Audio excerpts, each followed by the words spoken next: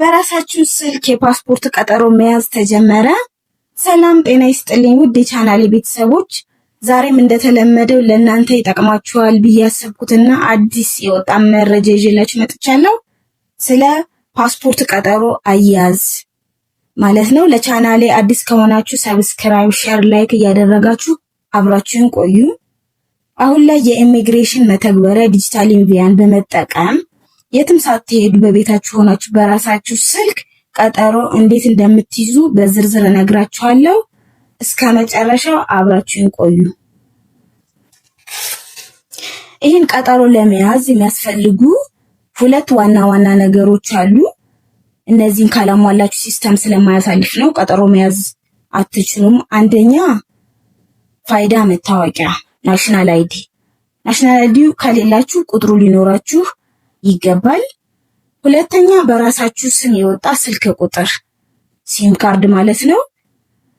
በራሳችሁ የወጣ ይህ ማለት ለፓስፖርታችሁ ቀጠሮ የምትይዙበት ስልክ ቁጥር እጃችሁ ላይ የሚገኘው ስልክ ማለት ነው። በኢትዮ ቴሌኮም ሲስተም ላይ በራሳችሁ ስምና መታወቂያ የተመዘገበ መሆን አለበት። ሲስተሙ ወይም መተግበሪያው እነዚህን ሁለቱን ነገሮች አመሳክሮ ካረጋገጠ በኋላ ወዲያውኑ ቀጠሮ እንድትይዙ ይፈቅድላችኋል፣ ያሳልፋችኋል። ከዛ በፊት ግን የሲስተሙ ሂደት ማወቅ አለባችሁ። ሲስተሙ የሚጠይቃችሁን ነገሮች በሙሉ ማስገባት ይኖርባችኋል።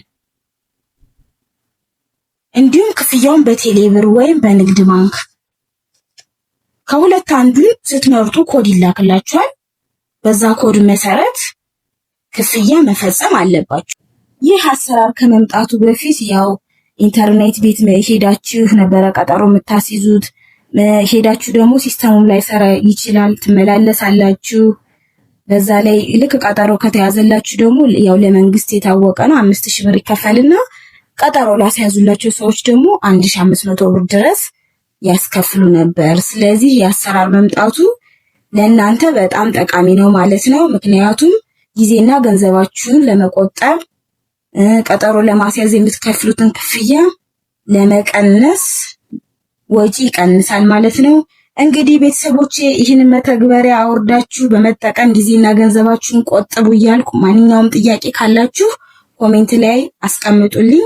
የዛሬው ቪዲዮ ይሄንን ይመስላል። እስከ መጨረሻው አብራችሁ ስለቆያችሁ አመሰግናለሁ። በሌላ ቪዲዮ እስከምንገናኝ ደህና ሁኑ።